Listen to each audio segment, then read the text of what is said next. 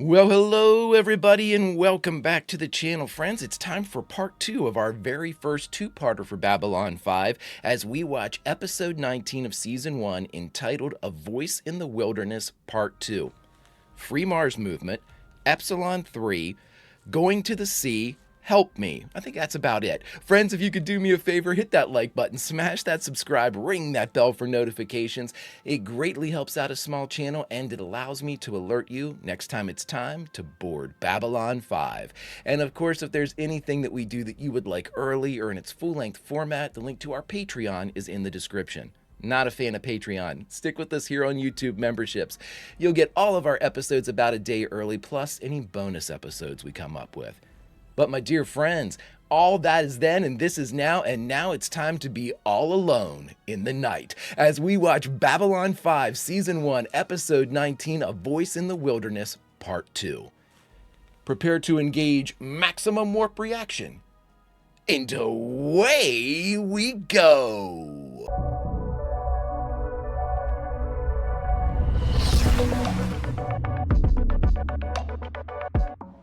Previously on Babylon 5. Previously on Babylon 5. Commander, you okay? Michael, you wouldn't believe it. A whole new area. I finally realized what this reminds me of. The Expanse. I want that med team at Bay 14 in 10 minutes. I'll meet them there. We've got a ship coming through the jump gate. Fine, There we fine. go. This is right where it ended. Big. How big is big? And that's it. And that sumbitch is big. Babylon Control to Earth Cruiser. Nothing personal, but what's going on? We didn't ask for any help. Affirmative, Babylon Control, but whether you like it or not, you're getting it. What? This is Captain Ellis Pierce, Starship Hyperion. We are assuming control over this situation. What situation? Epsilon 3? It was the dawn of the third age. Okay. I'll just shut up and watch and enjoy the show. The hell are you doing, Greg? The name of the place is Babylon 5.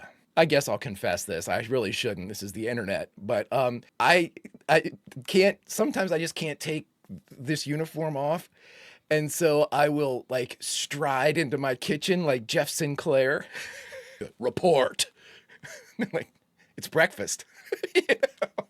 As you were.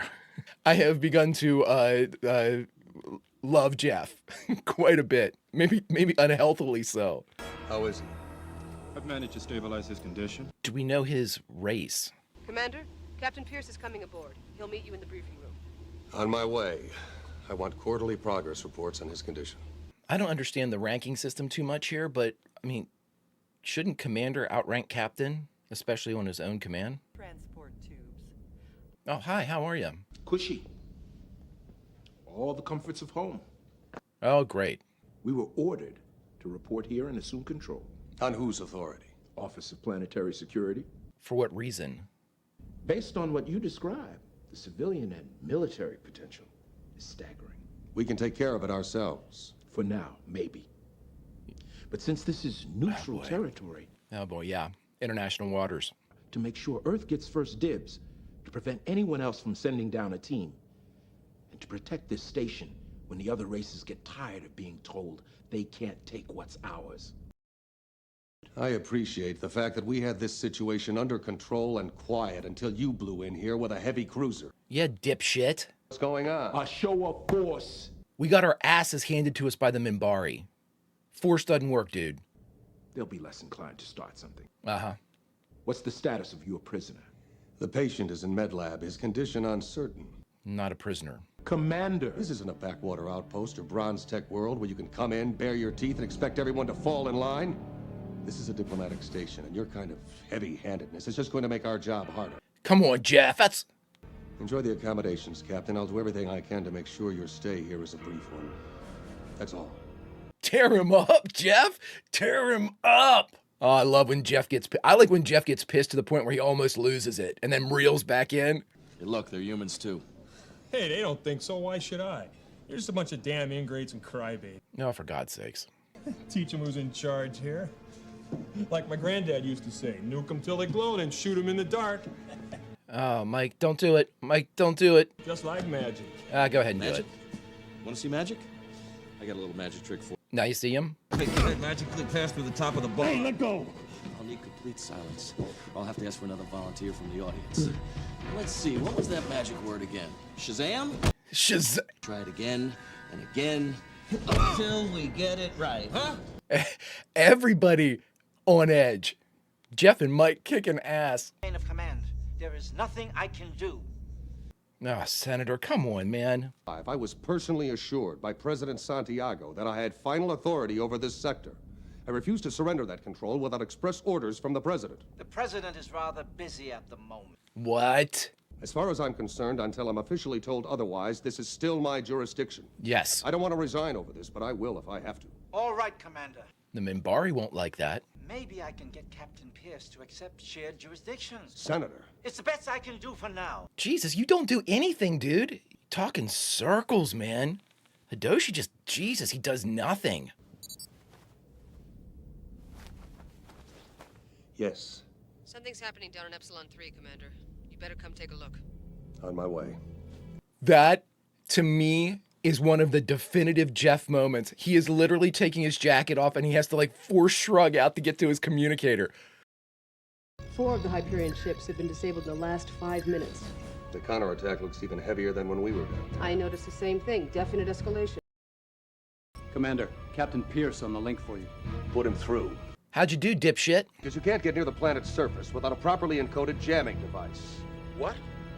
Why wasn't I informed? You didn't ask. You didn't ask, dipshit. Yeah. Commander, we didn't use the jamming device. We don't even have a jamming device. It's a bluff. But he doesn't know that. With luck, it'll discourage him from sending any more ships down there until we finish working this out. Man, Jeff is full court plays, man. But they're not natural quakes. It's a massive artificial disruption located near the planet's core. How serious? Serious. It's like something's happening to Epsilon 3. Commander, if that planet goes, it'll take us with it. The Hyperion can get out of the way. We can't. We'll be ripped apart. Jesus, man, the Babylon curse. And a network of highly advanced fusion reactors, some of which are 5 to 10 miles across. The scale of it is outstanding. Staggering. The past 5 hours, we've been monitoring a gradual but definite change in all of the fusion reactors. They're all moving towards critical mass. Critical mass, yep. Damn it. I'd say we have at the most 48 hours before they blow, taking the planet and us with them. The patient's the one we need to try to get back online. This chain reaction started the last time they tried to land down there. Now, my guess is that the planet is booby-trapped to keep... It's a self-defense mechanism, yep. So why didn't it start when the two of you went down there? Had a guess? Because there was still someone running the show. As long as he remains unconscious, the system keeps running on automatic, heading towards self-destruct. Oh, Jesus. We'll hold back making an announcement as long as possible, but you better go ahead and tell your own people. This could get messy. Get something to eat and try to catch an hour or two of sleep. We've got a long road ahead of us. I can't believe that Jeff's hair isn't absolutely white. An Earth war cruiser parked alongside the station. Mysterious trips to the planet beneath us. Rumors that you have found someone down there and brought him back here. Londo knows quite a bit. We are entitled to an equal share of anything you find down there. Ambassador, do you really want to know what's going on down there right now? Yeah. Boom. Boom, boom, boom. Boom, boom. Boom. Have a nice day. Everything she said was the truth. And we don't know this alien species.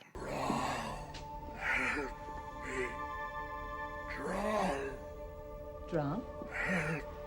She doesn't see it. It only comes, only certain people can see him. It's strange. I heard someone call my name. It came from this way. Londo, Sinclair, Ivanova, and now Drawl are the only ones that have like heard or been like communicated to like that. Michael, I heard about the incident this afternoon in the Zocalo. The, magic trick thing. They file a complaint? No, but they could have. Yeah. The one woman in my whole life who meant anything to me, and she's back on Mars somewhere. Maybe she's alive, maybe she's dead. Either way, I can't do a thing. The planet we're parked next to is about to go up like a Roman candle. What am I supposed to do, huh? Arrest it? Maybe. Truck and try. I never should have let her go. That's what you're really mad about, bud. Before calling her. Then why did you? He doesn't think he's good enough. There's some brass stationed on Mars that owe me a favor or two. I think it's about time they paid up. One way or another, I'll get you that clear channel to Mars. He's your friend, dude.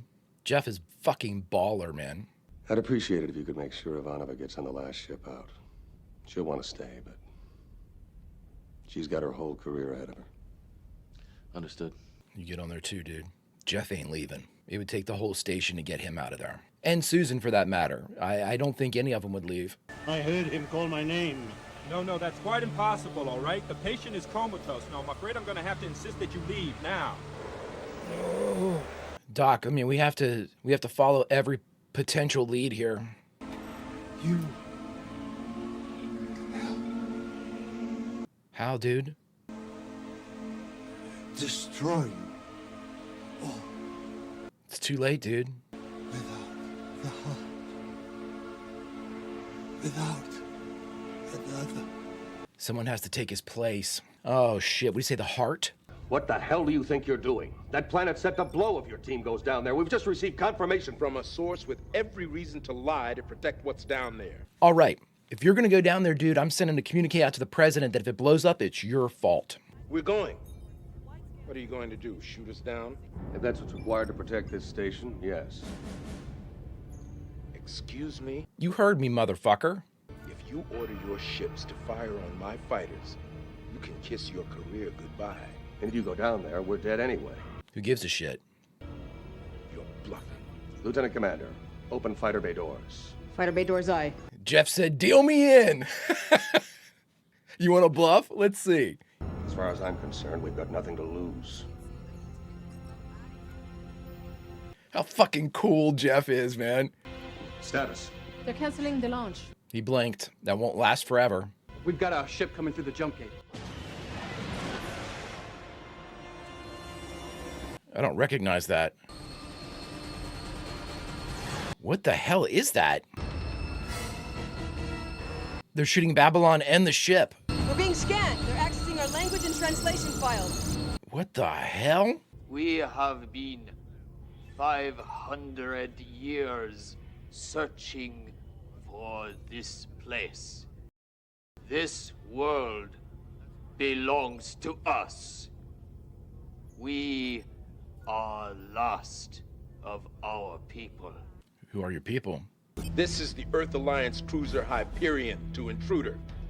This sector is under Earth jurisdiction. Any attempt to seize this planet by force. How to escalate a situation? The Captain Pierce story. Worst case of testosterone poisoning I've ever seen.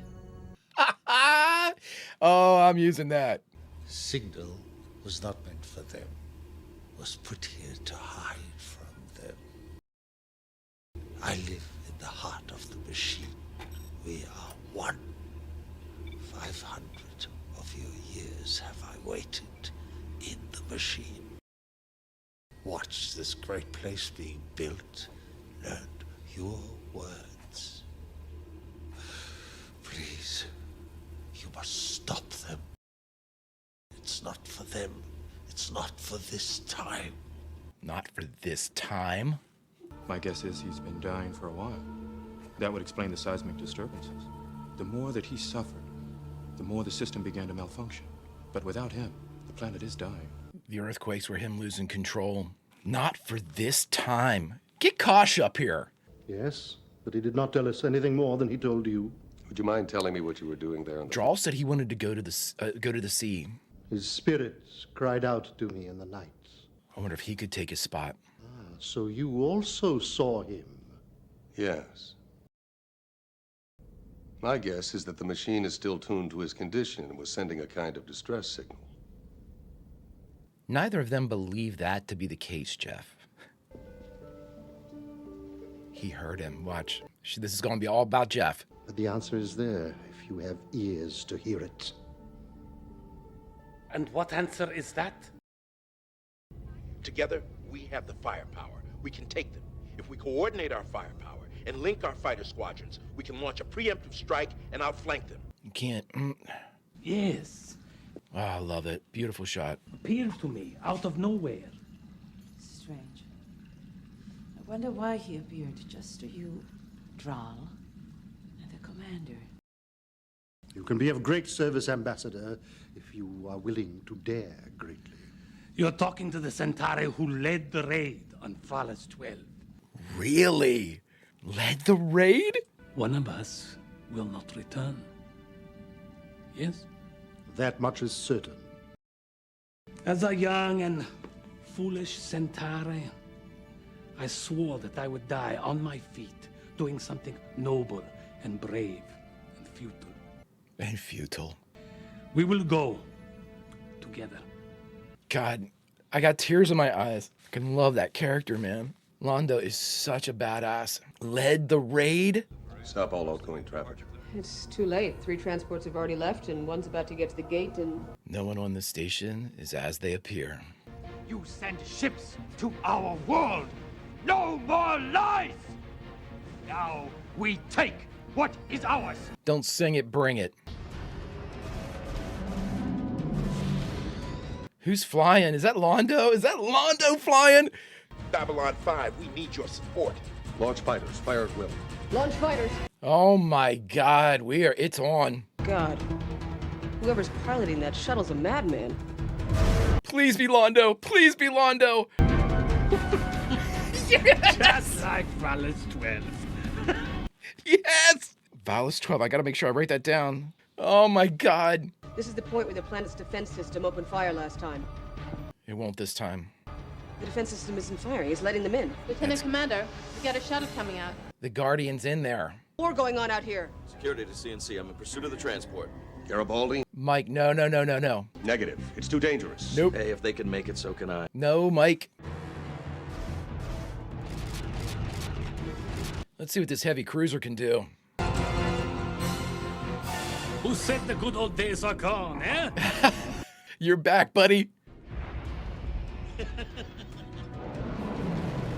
Oh my God, my love for Londo.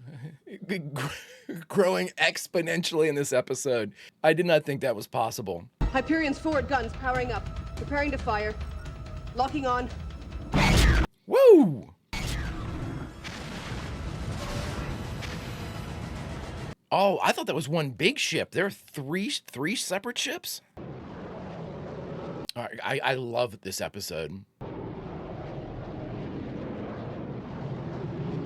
I love the Centauri shuttles. All the shit's purple. Oh my God. Come on now, everybody. Come on now. Thank God for you, Babylon 5. What a story. Right now, somebody's commenting. It hasn't even started yet. I know, but I love it now. Closing. 300 kilometers. 250. Stand by defense grid. Prepare to fire. Alpha flight. Take point and engage. By the by, it absolutely blows my mind whenever you all say, this isn't even the good part yet. Blows my mind. The hell is that? Finished. Have created a pocket of air for you. Oh, cool, man. I will take his place. In the heart of the machine. Technically, he'd still be going to the sea, wouldn't he? Allow this. There has to be another way. There is no other way. You have no... Mike, you can't stop this. I came looking for a reason. A way to live out my remaining years with direction and purpose. Here I have found it. I will save lives. Wow, man. The wonders of this place will take me centuries to explore. Let my life have meaning. If he's on the up and up, that is the ultimate definition of nobility. Oh, shit! One more shot like that and they'll blow out the whole forward section. Where's the Hyperion? On the other side, enemy ships keeping us between them. It's coming around again. They're locking on. This is it. Woo!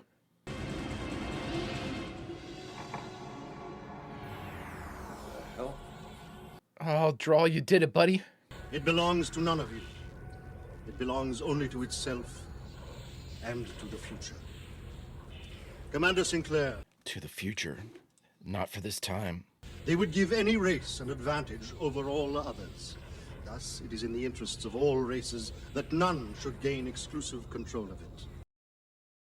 We will rely upon your guidance, Commander, and the enlightened self-interest of the Council to make sure that this world is left alone until the time is right. The time is right. We will be here, waiting for you, but not until then. Goodbye.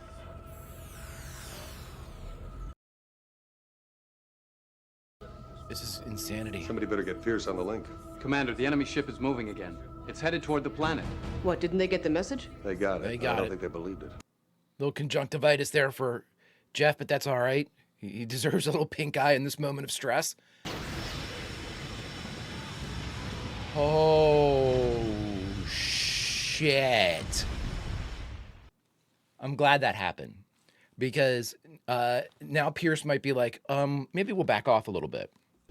I hope that he can hear them. The third principle of sentient life is its capacity for self-sacrifice. For a cause, a loved one, or for a friend.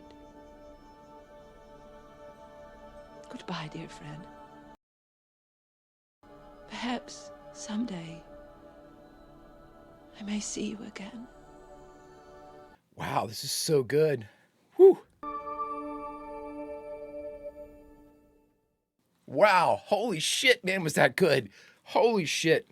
My regrets if I exceeded my authority. Apology accepted. Have a safe trip. Will do. Jeff not holding a grudge. You are a better man than I. Now, that was a heartfelt. That was as much as you're going to get from that guy.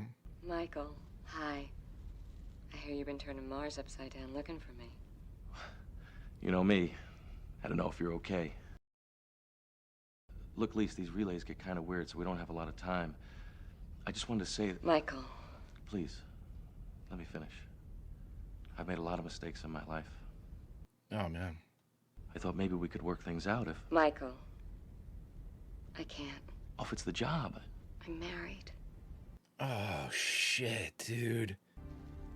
His name is Franz. We're expecting our first baby in September. I'm glad for you. Really. And that's a Babylon 5 ending. I see you come here also, to lose yourself into stars. It's quiet. When you figured out that someone was going to have to take Varn's place down there, why didn't you come to us and let us handle it? Because if I had... Jeff would have done it. That Commander Sinclair would be the one down there right now. Yep. But his destiny lies elsewhere. And Londo? How'd you get him to go along with this? An exchange of promises. I now owe him a great favor. But I think he enjoyed it. He discovered something inside him that he had thought was buried long, long ago. Go ahead, Ambassador. Franz. The hell kind of a name is Franz? Exactly, Mike. I almost made a joke, but I didn't. Sleep well. This show is spectacular. It is spectacular. I always wait for it to go completely dark because you never know if you're going to hear a whisper or something coming through whenever they fade to black. Oh my God, friends. This show is so incredibly good. All right, everybody, we just finished watching the 19th episode of Babylon 5's first season, A Voice in the Wilderness Part 2. And the only thing left to do, is talk about it. All right, everybody, we finished watching A Voice in the Wilderness Part 2, Babylon 5's first season, its 19th episode, and the second part of our first two-parter. I say that like I know that there's numerous two-parters. I might be the only two-parter. I have no clue. Oh, my God, friends, I mean, it's very difficult for me to put into words, the way that this show is being storyboarded out. I have never seen its like.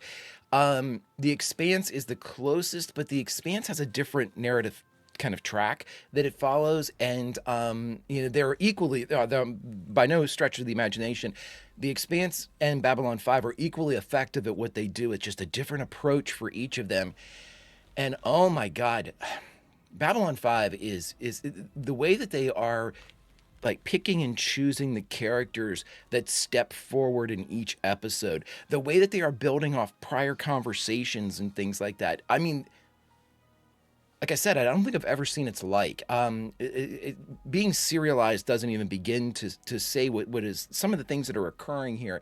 And again, I was lighthearted about it during the reaction, but every time I say, "Oh my God, I love this show," somebody, and by no means are these people being, they're like, "Man, if you like it now, you just wait." And again, it's not supposed to be some type of like, "Oh, you don't know what you're talking about." I always view those comments as, "Dude, I love that you love it right now, but man, oh man, there's hits coming." And to me, I just can't believe that.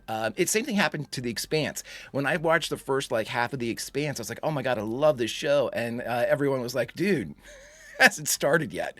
And again, I get the same thing with Babylon 5. And thus, to me, they're both in rarefied air. The Expanse and Babylon 5, rarefied air for storytelling. And that's about all that I'm qualified to say about a show like this.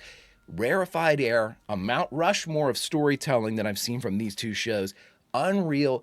Thank God for Babylon 5. I was in a dark place after The Expanse. I was like, "Oh, The Expanse is over." My narrative kind of like, addiction that I had. Babylon 5 said, and I've said it before and I'll say it again. Babylon 5 said, "Hold my 30-year-old beer." This guy wants some storyboarding and narration. Cracks knuckles. Let's do it. Such great. I mean, again, the story is one thing entirely. The performances are just get better and better and better and better and better.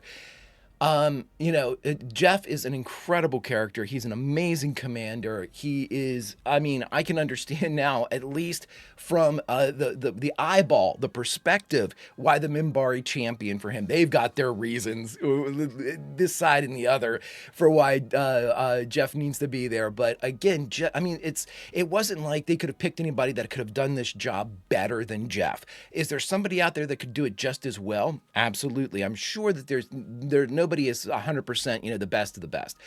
But Jeff is incredible at this job. And again, what I'm saying is the Minbari might have, championed Jeff, but it's not like Babylon 5 is the worst because Jeff is there. It's been better, in my opinion. But what do I know? So, friends, let's talk about a couple of things that popped up here. So now, just to make matters even more interesting for Jeff and for the scheduling of his daily panic attacks, he's got a planet spinning right there that we see every day out of Babylon 5's port windows.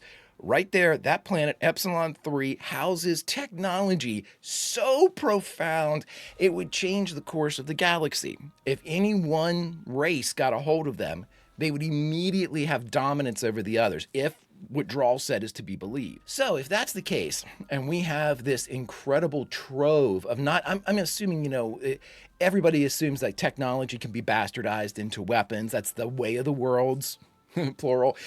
So of course, any tech that was found down there they'd find a way to make a military kind of asset out of it. So, but what that also means is there's technology down there that is otherworldly.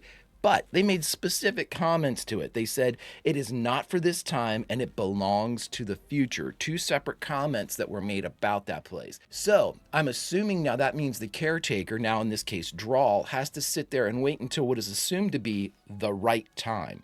Is that a day, a year, 10, a millennium? Who knows? Woo, sneezing fit. Off on a tangent here. Anybody that's an allergy sufferer, know that you have my full heart.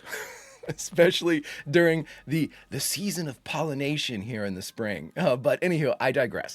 Let's get back to Babylon 5, everybody. So let's talk about my man, Londo.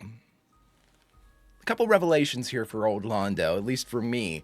Londo let me get this shit right, everybody. Led a raid on Valis 12. And took pleasure in it, the good old days, oh shit, dude. He goes, oh my God. And he seemed alive when he was in that shuttle. Gone was like the Londo who was worried that, something was going to get him, or, the Londo that seemed to be a fraidy cat, Oh, no. This Londo was smiling. He was eager. He was excited. He was, the good old days are back. That adrenaline, if I was what do you call it? A thruster, a parking thruster or whatever it was, landing thruster, where would I be? Hit it. And he's like, he got it right. Oh shit, friends. That is so cool to me. It is so cool to give us that out of the blue. out of the blue. No, not necessarily out of the blue, because the Guardian appeared to Londo too. And therein lies something. And here's my theory about this. And this is what I'll end on, because I'm sure I'll talk at least 3 minutes on this. So the Guardian said, oh, I've been sitting here and I've been listening to you all. I learned your languages. I've been watching and listening and just watching the spectacular Babylon 5 being built. I've been looking at this and looking at that and just witnessing, being like the Watcher from Marvel Universe, just seeing everybody and experience everybody and sort of getting to know everybody, So he got to know everybody on Babylon 5. Everybody on Babylon 5. Who does he appear to? Is he going to pick the worst of the worst? Is he going to pick the best of the best? Probably. He's going to pick whoever would have been right for the machine. Now, Jeff, I completely get. Jeff is a selfless, noble, all of his actions have spoken of this, basically, everything else before me. He is the caretaker of Babylon 5. We said, he would have gone down with Babylon 5. Completely agree with that. He's just that type of guy. So he being selected by the Guardian as a potential replacement, because that's what I think he was reaching out. Help me. You take over. Help me. And so with that, Jeff was approached.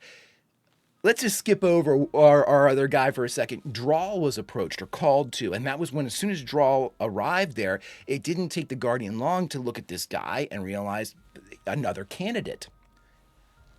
Okay, the way that Drawl presented himself, I'm going to the sea. I'm going to see if I can help at the end of my days. Is there something else I can do? How can I help the galaxy be better than when I got here? Love it. I love it. And so the Guardian saw him, listened to him, read him, said, there's another candidate. Jeff, gotcha. Drawl, yep, I'm down with that. Londo Mollari was the other fucking candidate. Okay. That means that what the Guardian saw is certainly not what we've seen so far. At least not to the extent that it's been completely revealed. Londo is playing a game. He is wearing a mask. Whatever he is on the inside, my speculation is we have not seen it yet. And I'm not sure that that is the brash youth of his past, or there is just something way more to Londo than just the drinker and the carouser and the gambler and, all of these things, the comic relief that he was initially kind of almost like labeled to be, or like, presented as this, this absolute kind of nincompoop type of person that was going to be there, like a Colonel Clank type of guy, but again, the more we spend with Londo, especially in the quiet moments, when there's not an audience, when it's one-on-one, or even if he's by himself, it can't be with Veer either. Veer, he that mask is up with him.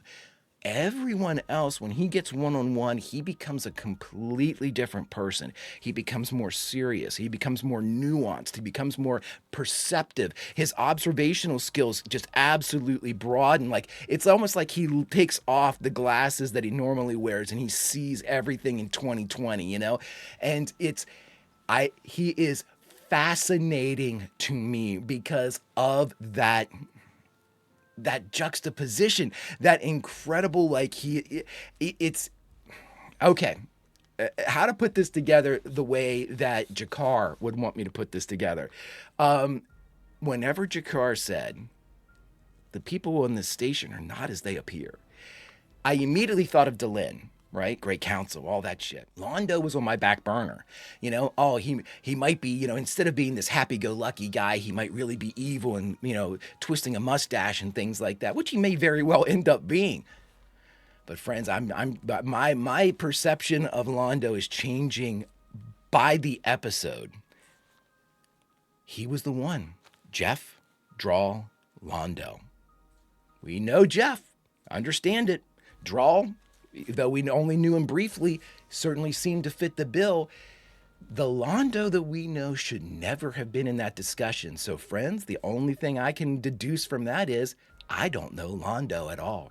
and I can't wait to learn. Friends, if you could do me a favor, hit that like button, smash that subscribe, ring that bell for notifications. It greatly helps out a small channel and allows me to alert you next time it's time to board Babylon 5. And of course, if there's anything that we do that you would like early or in its full-length format, the link to our Patreon is in the description. Not a fan of Patreon? YouTube memberships is the route to go. You'll get everything about a day early, plus any bonus episodes, my friends.